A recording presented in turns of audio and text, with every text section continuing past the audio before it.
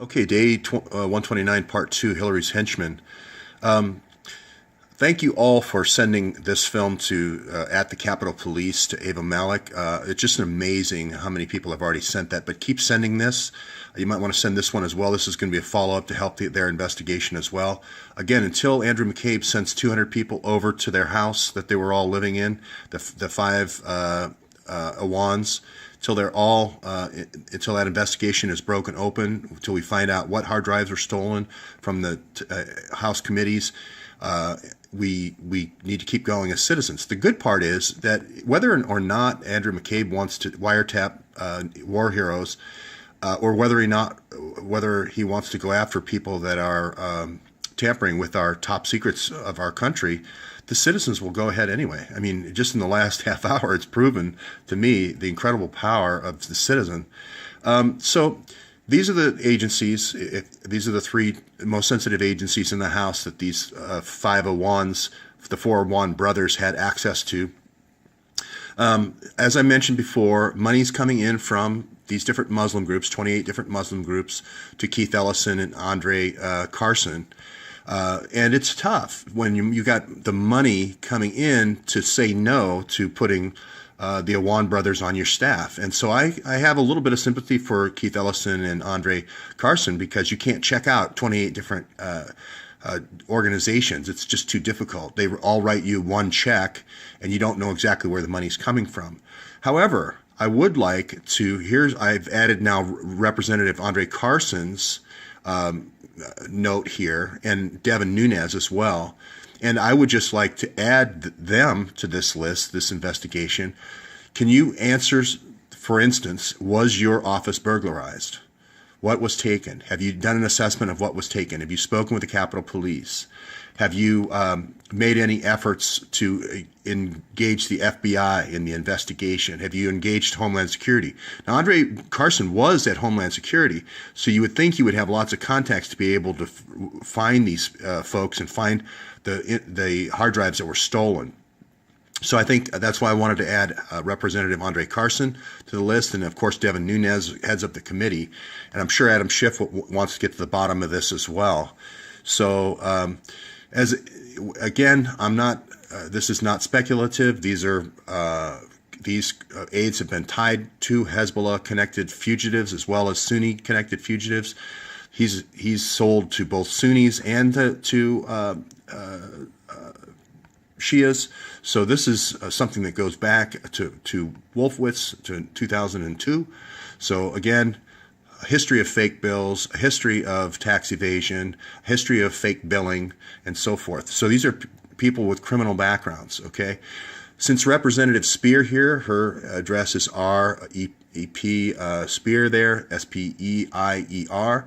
I think she should also be asked, since she was the one who paid or put in the requisition for the security clearance for these five Pakistanis.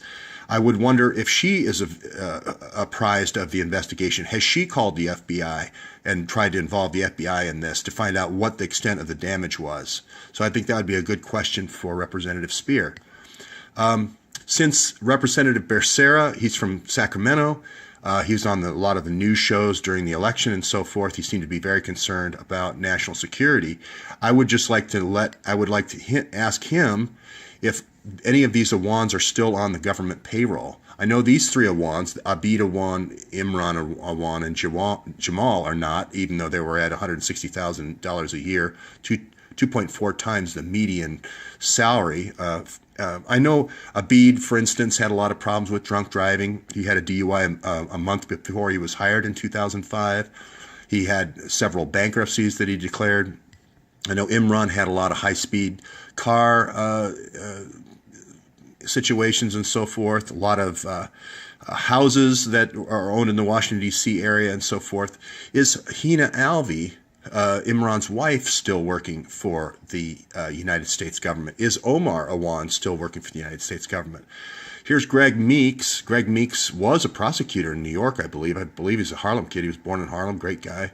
I think he's got the kind of the Queens area down to Howard Beach now as his. He's a representative in New York 5 here.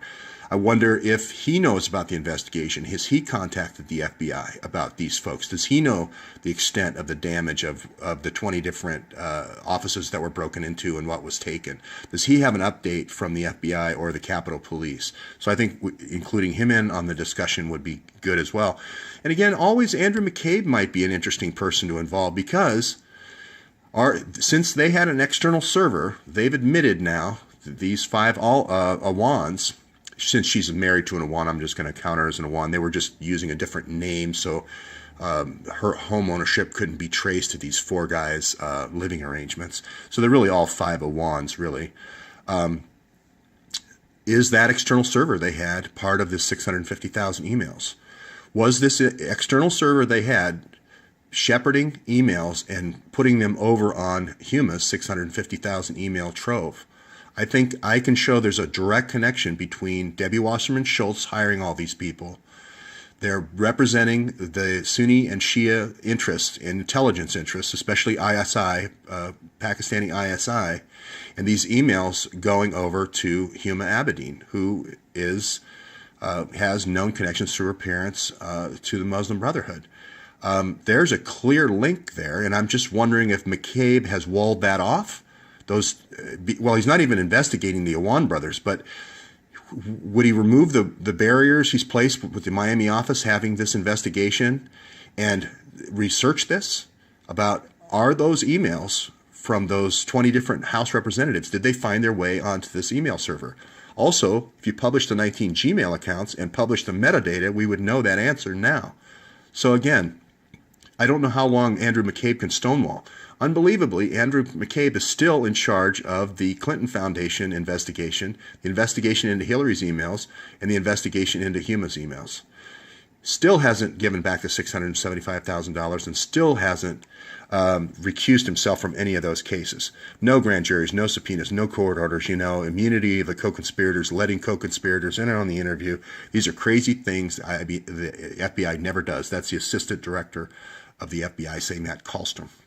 Okay, that's it for this morning.